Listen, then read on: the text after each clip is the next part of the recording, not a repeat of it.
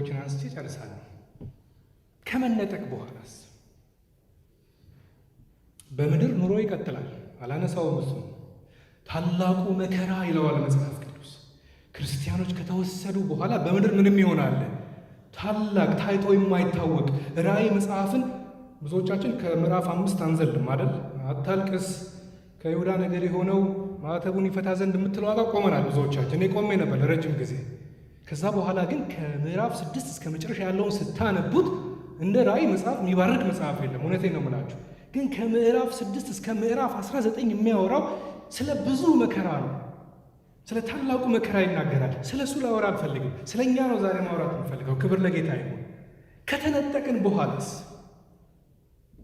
ወደ ጌታ ከሄድን በኋላስ ሁለት ነገር ይከናወናል ወገኖች። አንዱ የበጉ ሰርግ ተብሎ ይጠራል። ሁለተኛው የክርስቶስ የፍርድ ወንበር ተብሎ ይጠራል። ሁለቱን ገልጬላችሁ ነው የምጨርሰው። አንድ ቀን ጌታ ኢየሱስ ይመጣል። አሜን። ይወስደናል። በሰማይ ደግሞ ምን ያዘጋጅልናል? ሰርግ አዘጋጅቶልናል ጌታ። ከጌታ ከኢየሱስ ክርስቶስ ጋር በሰማይ ሰርግ እንታደማለን። አሜን። ኦኬ፣ ጥቅስ ላቀብላችሁ።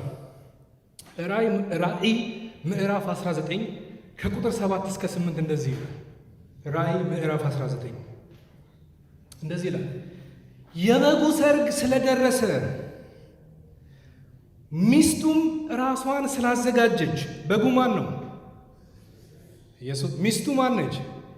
ቤተ ክርስቲያን ነች። እኔና እናንተ ነን።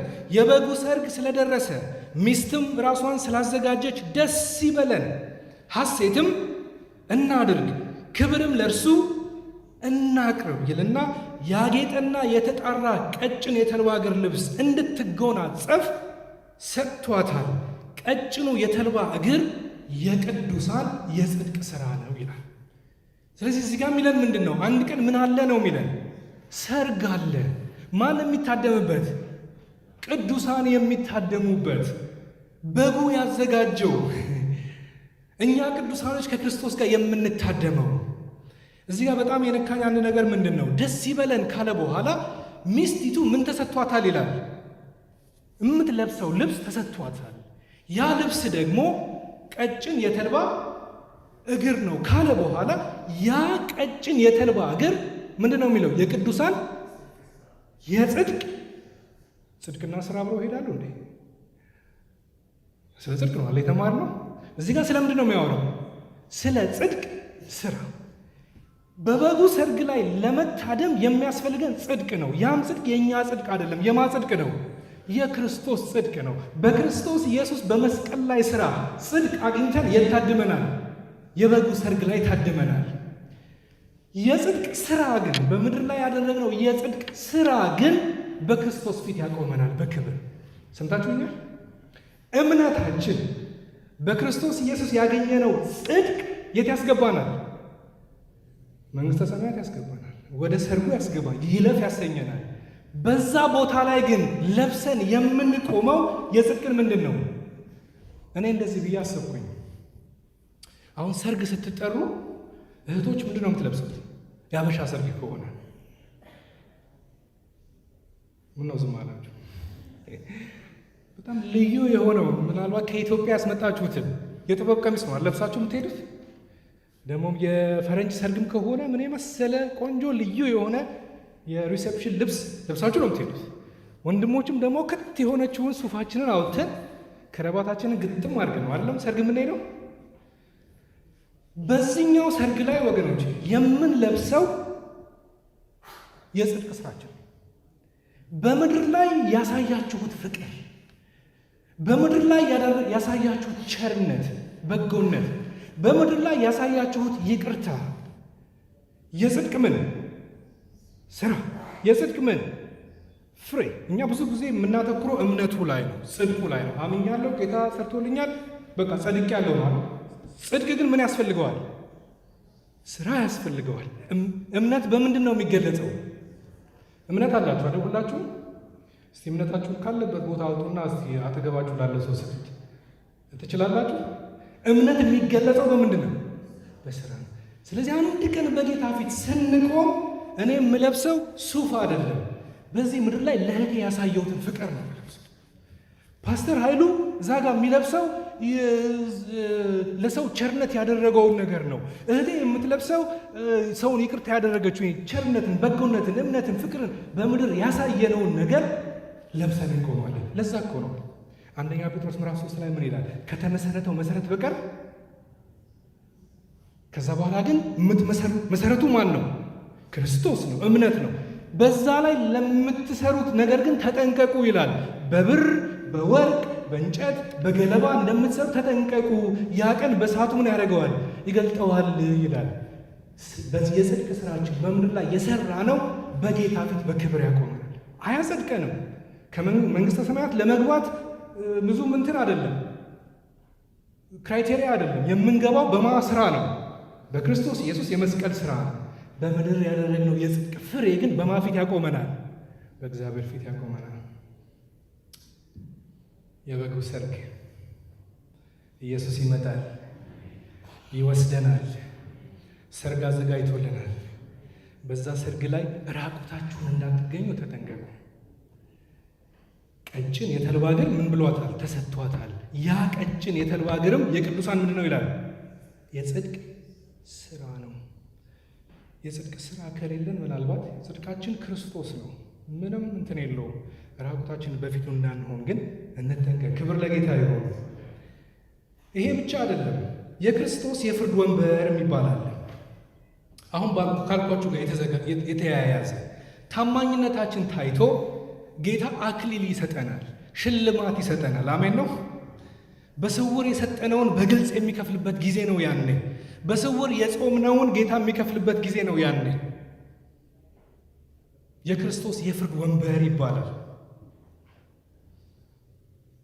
በደንብ አዳምጡ። ሙዚቃ ሌላ ነገር ይዛችሁ እንዳትወጡ። ይሄ የክርስቶስ የፍርድ ወንበር ይባል እንጂ የሚፈረድብን ሳይሆን ምን የሚሆንልን ነው?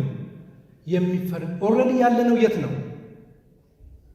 ቤት ውስጥ ነው ያለ፣ መንግስተ ሰማይ ነው ያለ ነው።